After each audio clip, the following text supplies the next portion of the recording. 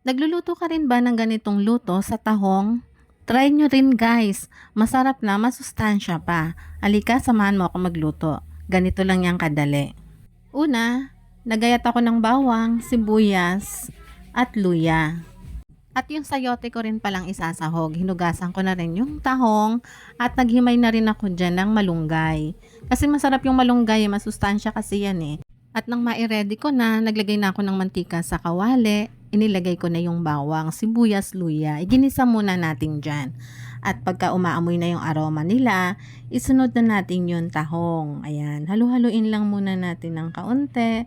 And then, nilagyan ko na ng tubig. Inilagay ko na rin pala yung sayote kasi sabay na silang pakukuluin. Hindi naman palalambutin kasi, di ba? Kaya ayan, ang kumulo na, inilagay ko na yung malunggay. At ayan nga, halo-haloin ng konti. At tinimplahan ko na rin dyan ng konting asin at konting patis. At depende na lang sa inyo yon kung maglalagay kayo ng seasoning. At ayan nga, luto na ang aking tahong. Kain po tayo. Hope you like it. Thank you.